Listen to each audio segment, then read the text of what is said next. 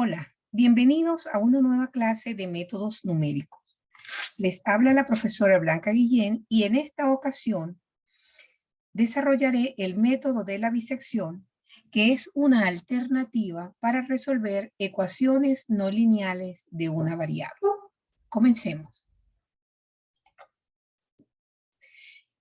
En primer lugar, les voy a hablar sobre los fundamentos matemáticos que están detrás del método de la bisección. El fundamento matemático, mejor dicho, es el teorema de Bolzano. ¿Y qué dice este teorema? Bueno, Bolzano nos trajo esta propiedad, que se las leo inmediatamente, de una función continua que cambia de signo. Y dice lo siguiente. Si f definida en un intervalo AB con valores reales es una función continua para la cual f de A por f de B es negativo, entonces existe un número R en el intervalo AB tal que f de R es igual a 0. En principio, quizá al leerlo, ustedes en sus mentes no logran quizá hacerse una idea. Voy a hablar sobre unos detalles y ahorita con un gráfico terminamos de aclarar la idea. Fíjense que hay un tema primero que es la continuidad. Bolzano nos habla de que si tenemos una función continua que tiene esta propiedad, fíjense que esa continuidad se la está exigiendo apenas en un intervalo AB. Pero la función, además de la continuidad, debe satisfacer esta desigualdad que no es otra cosa que, puesto en palabras sencillas, decir que la función cambia de signo en el intervalo. Fíjense que esta multiplicación de f de A por f de B negativo, lo único que nos está, bueno, lo único no, entre muchas cosas nos está diciendo, digamos desde el punto de vista de la pura cuenta matemática, es que la imagen, que este producto, en este producto, mejor dicho, uno de los elementos tiene signo más y el otro menos, por ejemplo, para que el producto de menos o al revés. Cuando hablamos de que el producto es negativo, en esencia lo que estoy diciendo es que la función cambia de signo en el intervalo AB. Y como es continua, entonces esa será una función que decrece o crece y que pasa por 0. ¿Por qué sé que pasa por 0? Me lo está garantizando acá. En la conclusión, digamos, una vez que se satisfacen las hipótesis del teorema, es decir, que la función sea continua en AB y que haga un cambio de signo, entonces la conclusión del teorema es que hay un R en el intervalo AB tal que la función en ese punto es 0, es decir, Y, la imagen es 0. Y cuando yo digo que la imagen es 0, entonces yo lo que estoy diciendo es que cruza al eje. Bueno, en términos gráficos, esto nos orienta mucho mejor que de pronto escuchar. Vamos a ver, ¿verdad? Vamos a hacer honor a esto de que lo escucho, lo olvido, lo veo, lo recuerdo, lo practico, lo aprendo. Vamos a verlo para que lo recuerde. Fíjense. Esta por cierto es la función que venimos trabajando de la clase pasada. La función con la que yo inicié, bueno, no inicié, era el segundo ejemplo de la clase introductoria. Esta función es continua, no deben haber dudas respecto de la continuidad desde el punto de vista analítico inclusive.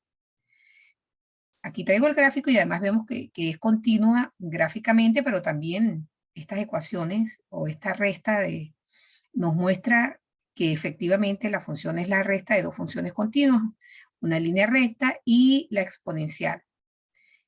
Entonces, la resta de dos funciones continuas pues sigue siendo una función continua. Bien. Además, fíjense que la función cambia de signo en los extremos del intervalo. Veamos. En el extremo A, que en este caso es -1, donde estoy evaluando, la función es negativa, ¿sí? El valor de Y está por debajo del 0, este es el 0, 0. El valor de Y está acá, muy cerca de -4. Y en el extremo derecho, cuando estamos X igual a B, que en este caso es 2x igual a 2, entonces la imagen está muy cerca de 2. De modo que la función cambia de signo. Las imágenes cambian de signo en el intervalo AB. Negativo, positivo, menos por más da menos, se satisface que el producto de f de A por f de B es negativo. Y entonces Bolzano nos garantiza la existencia de un R. Efectivamente, ese R está acá. R es el punto en donde la gráfica de la función corta al eje de las X. Recuerde que esos son los puntos en donde lleva el E0.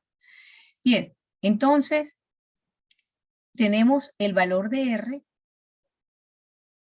que vamos a llamar la raíz, ya lo habíamos dicho en la clase pasada, para f de x igual a 0, para el problema f de x igual a 0.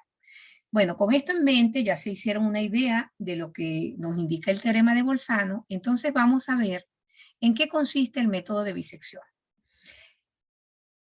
Antes de decirles en qué consiste, les voy dejando aquí un ejercicio que es, piensen en otro intervalo en el cual la función f de x igual a x menos e a la menos x satisfaga las condiciones del teorema de Bolzano.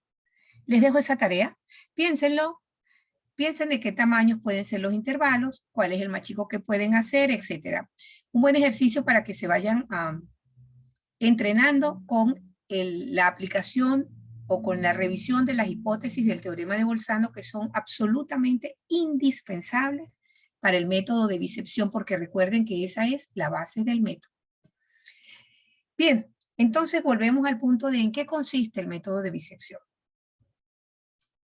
Este método consiste en bisecar la sucesión de intervalos a sub n, b sub n, que encierran a la raíz, partiendo del intervalo A0, B0 igual a AB. Voy a detenerme acá un minuto. Ya continuamos con la otra parte. Primero, bisecar. Bisecar es partir en dos mitades. Y me habla de una sucesión de intervalos que está denotando como A sub n, B sub n. Y me dicen que parto de un intervalo AB que lo voy a denotar inicialmente como A0, B0. Fíjense que aquí, en pocas palabras, les traduzco esto. Tengo el intervalo A0, B0, lo rompo a la mitad, encierro la raíz en uno de los dos mitades y ese siguiente intervalo lo llamo A1, B1. Eso es para n igual a 1. Allí vuelvo a aplicar el teorema de Bolzano, reviso, ubico la raíz, en cuál mitad está, en la primera mitad del intervalo o la segunda. Una vez que la he ubicado, me quedo con la mitad del intervalo que contiene la raíz y descarto. Y así sigo, ¿verdad? Y voy a construir una sucesión de intervalos. Es decir, la sucesión de intervalos la vamos a construir cada vez partiendo en dos los intervalos a sub n, b sub n, contando con n desde 0 en adelante, que será el intervalo que me dan el original, y a partir de allí genero la sucesión. Entonces, ¿cómo vamos a obtener esa raíz que estamos diciendo que queda encerrada en los intervalos a sub n, b sub n? Bueno, vamos a obtenerla mediante una secuencia de iteraciones que es la estrategia que vamos a seguir en los métodos que vemos en esta unidad. Vamos con la iteración 1. Primera iteración. Arranco con el intervalo A0, B0, que era AB. En nuestro ejemplo anterior, sería el intervalo menos 1, 2. Bien, arranco con ese intervalo y tomo la mitad, construyo la mitad, busco la mitad, calculo la mitad. ¿Quién es la mitad del intervalo? Lo estoy denotando con R1 y la obtengo como el cociente de A0 más B0 entre 2. Eso me da el número R1. Esa es la mitad del intervalo A0, B0. ¿Qué hago con ese número? ¿Qué hago con el valor que obtuve? Bueno, evalúo la función en ese punto. ¿Por qué en ese punto? Porque esa es, en términos del método, la primera aproximación de la raíz. Es decir, en la iteración 1, obtengo la primera aproximación de la raíz que estoy buscando. Evalúo la función en R1. Si la función en R1 es 0, he terminado, porque eso era lo que estaba buscando, un valor de R tal que f de R fuese igual a 0, que me lo estaba garantizando Bolzano y yo lo estoy buscando cuando biseco el intervalo AB o A0B0. Bien, pero no siempre puede pasar eso. O con suerte quizás nos pase eso. Quizás lo más común es que eso no sea verdad. Es decir, si esto no es verdad, si FR1 es igual a 0, terminar. Si no, se revisa en cuál de los dos subintervalos cae la raíz. Veamos cómo es esto. Aquí les traigo este mismo dibujo. Bien. A0, B0, tengo calculado R1. Revisar en cuál de los dos subintervalos cae la raíz. Me pregunto, ¿la raíz cae en A0R1? ¿Cómo sé yo si la raíz cae allí? Fácil. Me lo dice Bolzano. Mira si la función cambia de signo en los extremos del intervalo. Porque si cambia, como f es continua, en A0R1, respondan ustedes porque es continua en A0R1. Pero como la función es continua acá, entonces, si cambia de signo, pues la raíz está acá. ¿Qué pasa si ese no es el caso y la raíz no está allí? Bueno, no queda otra alternativa que la raíz esté en la otra mitad. ¿Por qué? Porque Bolzano me aseguró que en A0B0 hay una raíz. Así que si no es R1, no está en A0R1, pues tiene que estar en la otra mitad. ¿Cómo sé yo si la raíz está en R1B0? Fácil, ya saben cómo, ¿verdad? Ya deben estar dando la respuesta. Hago lo mismo que hice un ratito. Reviso si hay cambio de signo en los extremos del intervalo. Si la función en R1 por la función en B0, ese producto da negativo, ahí está la raíz. ¿Bien? Ok. Eso ya sabemos cómo se hace. Vamos a escribirlo en términos de cómo sería el algoritmo. El algoritmo sería así.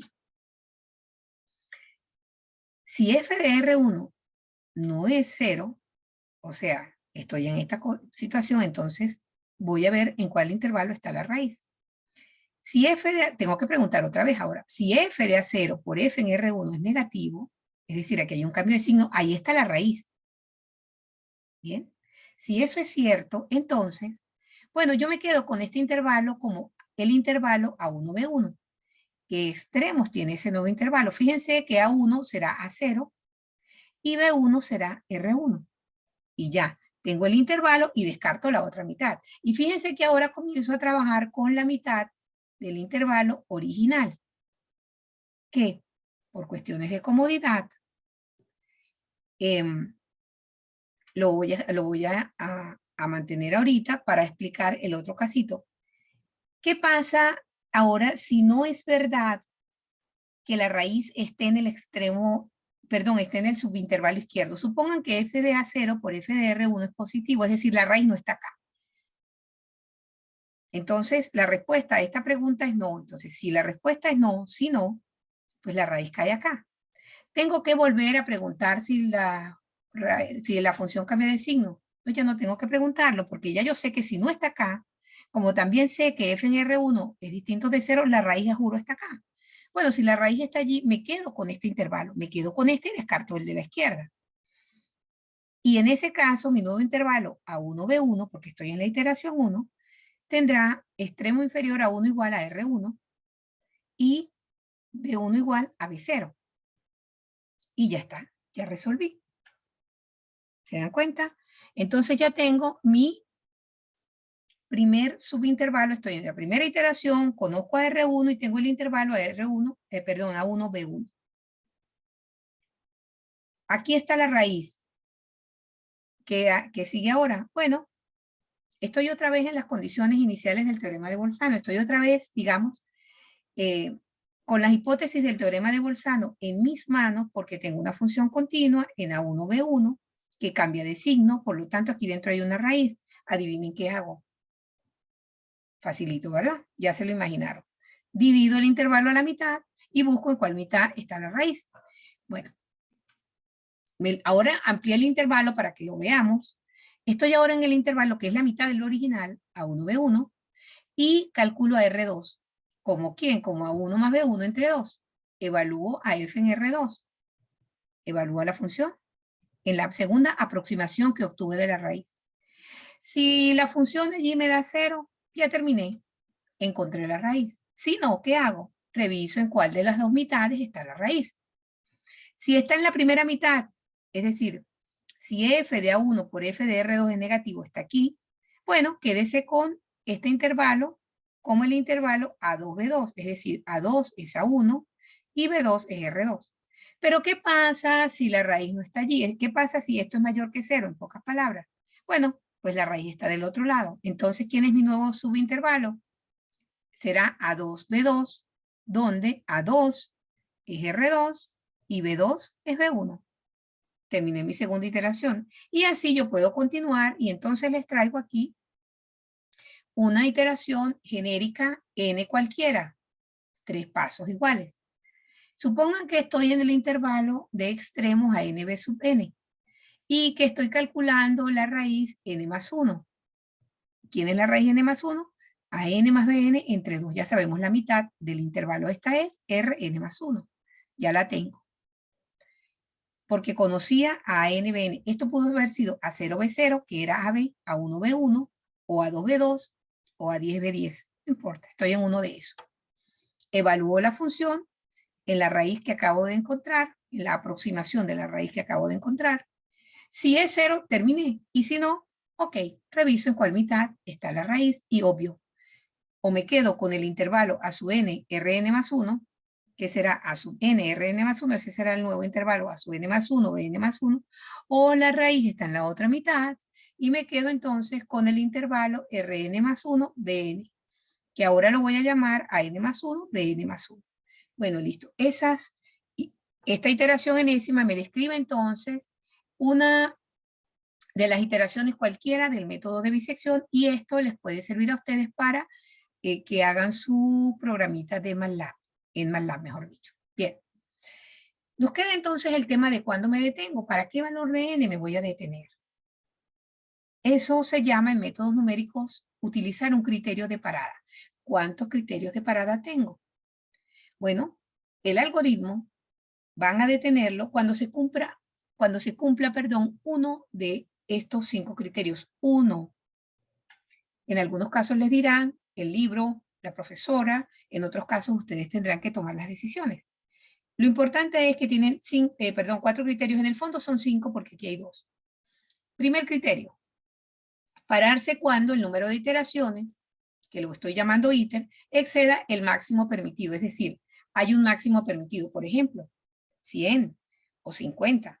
Si ustedes están haciendo iteraciones, las deben ir contando y llegaron a la iteración 50 y el máximo permitido eran 50, ahí se paró el algoritmo. Que la solución es la raíz, que no es la raíz, ese es otro tema. Eso no tiene por qué devolver la raíz correcta. Bien, es un criterio de parada. Otro criterio de parada que sí es bien interesante es la distancia entre 2 iterados consecutivos sea muy pequeña. Pedir que la distancia entre 2 iterados consecutivos sea muy pequeña. En el caso del método de bisección, estos 2 métodos o estos 2 criterios sí nos garantizan que vamos a encontrar la raíz. Y entonces fíjense qué está haciendo esto de distancia entre 2 iterados consecutivos. Recuerden que la distancia se mide en los números reales con el valor absoluto. Por eso es que esto es el valor absoluto de Rn menos Rn menos 1, que estoy midiendo la distancia entre la aproximación en la iteración n y la aproximación n-1 en la iteración n-1. Es decir, yo calculo, por ejemplo, la raíz en la iteración 1 y en la 2 serán R2 menos R1. ¿Bien? Si eso es menor que una tolerancia que hemos fijado de antemano, ya para. Otra alternativa que recuerda al error relativo. Por cierto, esto es como el error absoluto y este es un error relativo, pero con respecto de la última aproximación, si el error relativo de la última aproximación es menor que tolerancia, pare. Otro criterio posible, que el valor absoluto de la función en la aproximación n sea menor que tolerancia, es decir, f en Rn, valor absoluto de f en Rn menor que tolerancia, ¿se satisface esa condición? Sí, pare. ¿No se satisface? Continúa. Y el último criterio es la longitud del intervalo AB. Fíjense que BN menos AN es la longitud del intervalo AB, perdón, ANBN. Les recuerdo que en ese intervalo con toda seguridad está la raíz. ¿Por qué? Porque el método de bisección lo que hace es precisamente encajonar, encerrar la raíz en un intervalo de extremos a sub nb sub n en la enésima iteración. Y además noten, por cierto, que el primer intervalo lo parten en la mitad, o sea que el segundo es la mitad del primero, el tercero es la mitad del segundo, ¿sí? Que es la mitad del primero. Y el cuarto es la mitad del tercero, que es la mitad del segundo, que es la mitad de la mitad del primero, y así. Interesante, ¿verdad? Bueno, después volvemos sobre eso. Por los momentos vamos a utilizar el método de bisección para aproximar la solución de la ecuación que dijimos en el problema, en el video introductorio que no tenía solución analítica, que es la función f de x igual a x menos e a la menos x con una tolerancia de 10 a la menos 3. Ya me están dando el valor de la tolerancia. La tolerancia es la cantidad de error que yo me voy a permitir cuando aproxime la solución. En esta lámina entonces les muestro todo. Vamos a ir por partes. Fíjense, para que ustedes se ubiquen de vuelta, aquí tengo la función, esta es esta, x menos e a la menos x. Les recuerdo que yo comencé con, o hice este dibujo entre menos 1 y 2. Ese es el intervalo original a 0 b 0. Entonces fíjense que en la iteración 1, que es esta es la iteración 1, yo estoy tomando a sub 0 igual a menos 1, b sub 0 igual a 2. Si yo no tengo el dibujo, porque pues no quise hacerlo, estoy en otra onda, pues yo puedo simplemente evaluar. Yo sé por el dibujo que cambia de signo. ¿Bien? Pero si estoy trabajando sin una gráfica, por ejemplo, lo ideal, incluso con la gráfica, es calcular el valor de f en A0 y f en B0. El valor de f en A0 es el valor de f en menos 1. Bueno, ese valor yo lo calculé y me dio menos 3,7183. Fíjense que ese valor está por acá abajo, ¿sí? Bien cerquita de menos 4, es negativo. Y por el otro lado, el valor de f en b sub 0 es el valor de f en 2 y eso da 1,8647. Fíjense que ese valor está acá arriba, muy cerquita de 2. Entonces, efectivamente, pues lo vemos aquí, cambia de signo, el producto de f de A0 por f de B0 es negativo. No hice el cálculo de cuánto porque no me interesa. Solo me interesa ver que cambia de signo. Cambia de signo analíticamente, cambia de signo geométricamente. Lo veo. ¿Cómo satisface el teorema de Bolzano? Ya yo había probado todo eso, entonces ahora voy a calcular el punto medio del intervalo a 0, B0.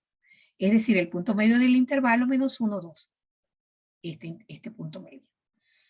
Fíjense que geométricamente vemos que aquí el punto medio es 0,5, pero como nosotros no nos vamos a ir por la geometría, sino por las cuentas, por el cálculo, pues sustituimos a 0 como menos 1, B0 como 2, entre 2 hacemos las operaciones respectivas, nos da un medio, es decir, R1 es 0,5. Fíjense que R1 es la primera aproximación de la raíz.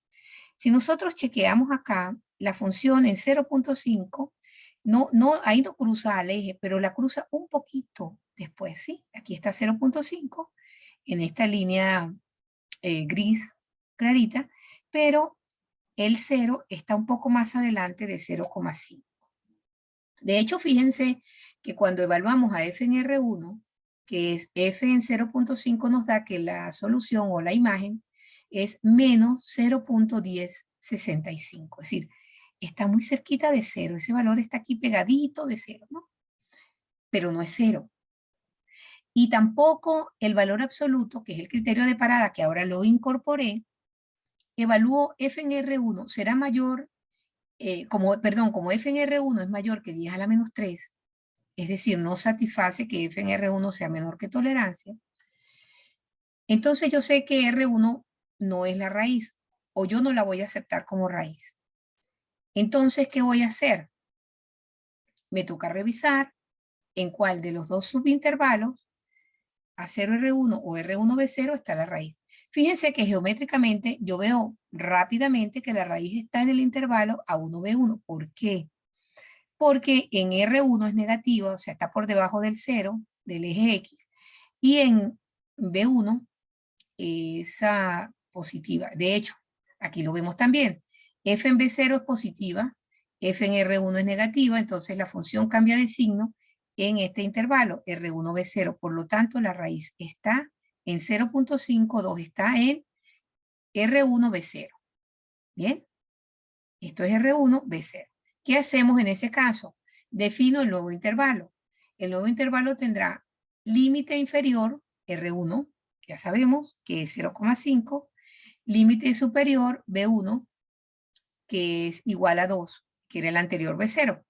Y ese es el intervalo que vamos a utilizar como intervalo inicial en la iteración número 2. Bueno, esa iteración y todas las que hagan falta para que ustedes consigan la raíz con una tolerancia de 10 a la menos 3, se las dejo como ejercicio. Ya saben cómo hacerlo. En caso de que surjan dudas, no duden en escribirme. Continuamos entonces con la convergencia. Recuerden que yo les hablé en las primeras clases que cada vez que viéramos un método nuevo íbamos a ver la convergencia. Recuerden que convergencia significa que las soluciones aproximadas se acercan lo suficiente a la raíz verdadera, tanto como la tolerancia que yo decida o simplemente me da el valor exacto. Bueno, la convergencia la resume Burdeen en el teorema 2.1. Pero antes de hablar del teorema 2.1, les voy a leer este extracto de el Burdeen, donde hay unos cuantos detalles del método de bisección que considero importante que ustedes vean, escuchen en este momento, pero que luego también complementen con detalles en el libro. ¿Qué dice Burdeen? Primero, el método de bisección, a pesar de que está conceptualmente claro, tiene desventajas significativas. Ya él nos va a hablar de las desventajas y seguramente de las ventajas también. Pero antes de que vayamos a eso, fíjense, conceptualmente claro, es bien interesante este término aquí del Burdeen. Observen que sí es muy claro el método, porque como partimos del método del teorema de Bolzano, y nosotros sabemos que en AB hay una raíz, si nosotros buscamos la manera de encerrar esa raíz en algún intervalo y cada vez insistimos en encerrarla, entonces en algún momento la vamos a conseguir. Y lo que hacemos cuando bisecamos es justamente encerramos en intervalos cada vez más chicos. De hecho, intervalos de tamaño en el enésimo b menos a entre 2 a la n. Bien, después ustedes chequean eso. Nos habla de una desventaja, la velocidad de convergencia. Recuerden que yo les hablé de rapidez de convergencia, eso es lo mismo que velocidad de convergencia. Él dice que es más lenta, claro. Él no nos ha dicho con respecto de quién es más lenta. Les adelanto, con respecto del método de Newton es más lenta. Ok. Pero ¿qué quiere decir con esto? Él dice que n se puede volver bastante grande antes de que p menos p sub n, distancia o valor absoluto de p menos p sub n, sea suficientemente pequeña. A ver, les traduzco. N es el número de iteraciones. Es decir, a lo mejor tenemos que hacer muchísimas iteraciones antes de que el valor para nosotros en nuestro lenguaje, esto es R y esto es Rn. Burdeen usa P y Pn. Entonces, a lo mejor tenemos que hacer muchísimas iteraciones antes de que la distancia entre R y Rn sea menor que tolerancia. Si estamos usando ese criterio de parada, que es un buen criterio de parada en general. Y dice que además no solo es lento, sino que en el proceso de bisecar los intervalos, podríamos descartar inadvertidamente una buena aproximación intermedia. Les quiero hacer, voy a devolver un momento la lámina porque les quiero hacer esta observación acá, fíjense.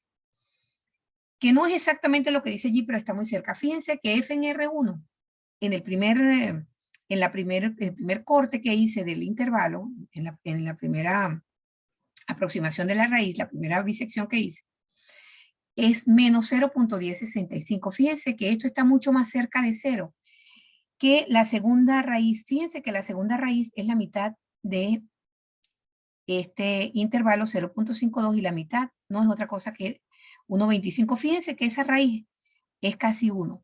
Entonces, antes estuvimos muy cerca de la raíz que está a 0.50 y algo, y bien cerca de 0.51, por ahí debe estar. Pero ahora nos lanzó para otro lado, ¿lo ven? O sea, esa cercanía que teníamos de la raíz original la perdemos. Hagan las cuentas y lo van a ver. A eso es que se refiere aquí cuando él dice que se podría descartar inadvertidamente una buena aproximación intermedia. Ok, entonces velocidad de convergencia lenta y podemos descartar buenas aproximaciones cuando estamos haciendo la bisección. Dice, sin embargo, el método tiene la importante propiedad de que siempre, ojo, siempre converge a una solución. O sea, el método de bisección siempre va a converger. No tengan duda que ustedes con ese método van a encontrar siempre la raíz de cualquier función f de x que quieran hallar la raíz. Por esa razón, ese método se utiliza con frecuencia como iniciador para otros métodos más eficientes, como son el método de Newton y el método del secante, que les adelanto de entrada, no siempre convergen. Bien, les dejo eso allí, amplíen información con el libro y vengo al teorema. El teorema entonces resume toda la convergencia y además nos da una cota para el error. ¿Qué dice Burden en el teorema 2.1? Dice, suponga que f es continuo en AB y que f de A por f de B es menor que 0. ¿Qué está haciendo Burden acá con esto? Está garantizándonos que la f que tenemos, con la que estamos trabajando, satisface las condiciones del teorema de Bolzano, que sea continua en AB y que cambie de signo en ese intervalo. ¿Por qué él nos pide eso? ¿Por qué la función tiene que satisfacer esa condición? Porque si la satisface, Bolzano demostró que existe una raíz en AB y eso es lo que nosotros estamos buscando, una raíz. Así que ya la tenemos garantizada, solo tenemos que encontrarla. Y ya eso lo sabemos hacer, bisecando el intervalo, cada subintervalo y encerrando la raíz hasta que la atrapemos en uno tan chico que de ahí no se pudo salir. Bien. Pero ¿qué hace el método de bisección? Entonces genera una sucesión de aproximaciones de la raíz que yo las estoy llamando R sub n, pero que Burden las llama P sub n. Entonces, una sucesión de aproximaciones al 0 de R. Perdón, al 0 R de F, corrijo. Una sucesión de aproximaciones al 0 de F, es decir, al valor R. Recuerden que R es la raíz. Es una aproximación a la raíz de la función f. ¿Y qué propiedad tienen qué propiedad tiene esta sucesión? No solo que converge a R, que va a converger a R la solución verdadera, que yo no la conozco y no tengo por qué conocerla. Ojo, no la conozco y no tengo por qué conocerla. Ni siquiera me interesa, porque a mí me la va a dar bisección. Lo que yo sí sé es que R a la N converge a R y que la distancia entre la aproximación n, es decir, el valor de la raíz en la iteración n y la raíz verdadera, siempre va a ser menor o igual que b menos a la longitud del intervalo original entre 2 a la n, cuando n es mayor o igual que 1. Por ejemplo, si n fuese 10 y yo estoy haciendo la iteración número 10, R10 menos R será menor o igual que b menos a sobre 2 a la 10. Si estamos hablando del ejemplo que traje anteriormente de x menos e a la menos x con b2 y a menos 1, R10 menos R será menor o igual que 3 sobre 2 a la 10. ¿Por qué 3? Porque es 2 menos menos 1, esto es 3, y como n es igual a 10, será 2 a la 10. Listo. Entonces, interesante el teorema de Burden, nos garantiza la convergencia y además nos dice la cota del error de convergencia. En cada iteración, la puedo contar desde la primera iteración hasta la iteración que yo quiera o necesite realizar.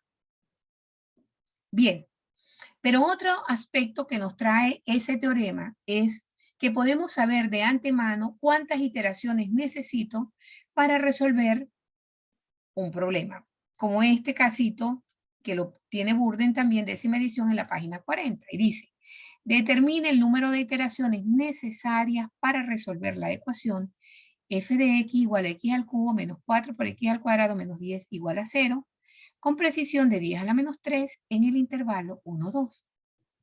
Bien, fíjense que este es un polinomio de tercer grado. Les recuerdo por allá que en mate no sé qué, álgebra al liceo, perdón, me voy a remontar un poco más atrás. Ustedes vieron una técnica para resolver esto, si es posible, es el método de Ruffini. Yo no sé ni siquiera cuáles son las raíces de este polinomio, no las he calculado. Ustedes pueden buscarlas, pueden calcular con MATLAB, pueden intentar con Ruffini, X. Esas serían las verdaderas, pero yo no estoy interesada en esas en este momento, sino estoy interesada en saber con bisección, que no tengo que ponerme a calcular ni Ruffini ni nada de eso. Pues uso mi bisección en el intervalo 1, 2 con una precisión de 10 a la menos 3. Les dejo esta tarea a ustedes para que ustedes la calculen y yo les voy a decir para esta precisión cuántas iteraciones necesito. ¿Cómo sé yo cuántas iteraciones necesito? Bueno, recuerdan del teorema. En el teorema anterior decía que el valor absoluto de Rn menos R es menor o igual siempre, como esto es el intervalo AB, es 1, 2, esto es B menos A, 2 menos 1, entre 2 a la N.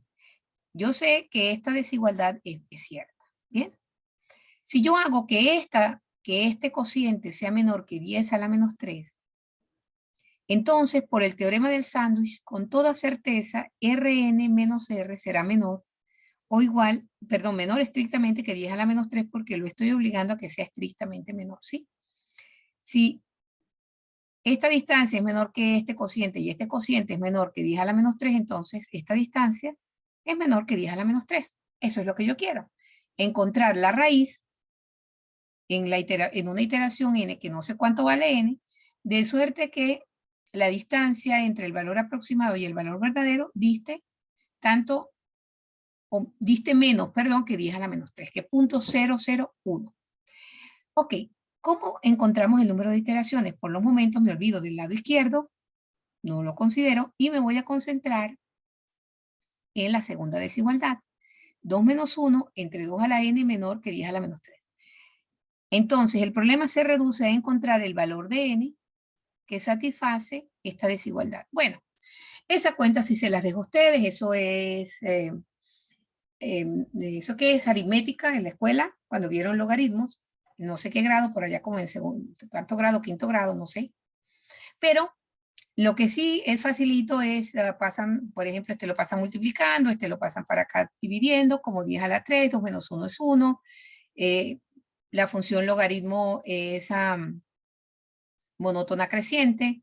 Estoy usando el logaritmo en base 10 porque tengo un 10 acá. Bien, también pude haber usado el logaritmo en base 2, eso no importa. El número va a ser el mismo. Total que a mí me queda n por el logaritmo en base 10 de 2 debe ser mayor que 3 por el logaritmo en base de 10 de 10. Les recuerdo que esto es 1. Despejo n entonces será mayor que 3 sobre el logaritmo en base 10 de 2 y necesito que n sea mayor que 9,96, es decir, se requieren 10 iteraciones para resolver esta ecuación, para hallar las raíces de este polinomio de tercer grado, utilizando el método de bisección con una precisión de 10 a la menos 3 en este intervalo. Porque les digo, mis hijos, que si ustedes cambian ese intervalo, seguramente si lo disminuyen a uno más chico, a lo mejor necesitan menos iteraciones, a lo mejor no, seguramente. Y si usan uno más grande, por ejemplo, no sé, se me ocurre un menos 2, 2, van a necesitar más iteraciones. Bien. Les dejo para que ustedes practiquen también un rato, hagan otro ejercicio y se vayan familiarizando y vayan madurando las ideas y grabando en sus mentes cómo se realiza o cómo se utiliza el método de la bisección, este último ejercicio. Está en el Chapra, en la quinta edición, página 120.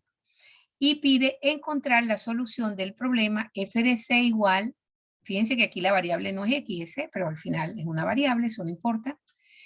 667.38 entre C por 1 menos E a la menos 0,14, 68,43 por C menos 40, mediante bisección. Ustedes tienen que hacer todo. Les dejo acá, sin embargo, para que se ayuden, una gráfica que está en el libro de esta función. Y además los invito a que la dibujen en MATLAB. Está sencillita, o en Scilab. Lo que sí es cierto, fíjense que esta función, no deben dudar cuando vean aquí, esta función es continua, un cociente, un valor de C, pero el único problema aquí es cuando C vale 0, pero si no toman el C igual a 0, si no toman el intervalo, un intervalo que contenga el 0, no tienen problema. Por ejemplo, aquí el autor tomó el intervalo 420. En ese intervalo, fíjense, la función es continua, ¿bien? Además es decreciente, fíjense que al contrario de la anterior, esta es positiva en el extremo izquierdo del intervalo y negativa en el derecho. Pero igual cambia de signo, más por menos da menos, cambia de signo, es continua, por lo tanto tiene una raíz en ese intervalo de acuerdo con Bolzano. Ustedes la van a calcular. Entonces les dejo allí para que hagan ese ejercicio, complementen el de a la x, perdón, el de x menos y a la menos x. Y les recuerdo lo siguiente, antes de despedir, una frase que yo uso mucho en mis clases. Para aprender, lo escucho, lo olvido, lo veo, lo recuerdo, lo practico, lo aprendo. Si quieren aprender, tienen que practicar. No dejen de usar MATLAB para que hagan sus cuentas, sus programas o Scilab. En última instancia o en primera instancia sus calculadoras para que trabajen manualmente algunas cosas y así fijen las ideas en su memoria. Con eso me despido, les agradezco su atención y nos encontramos en la próxima clase.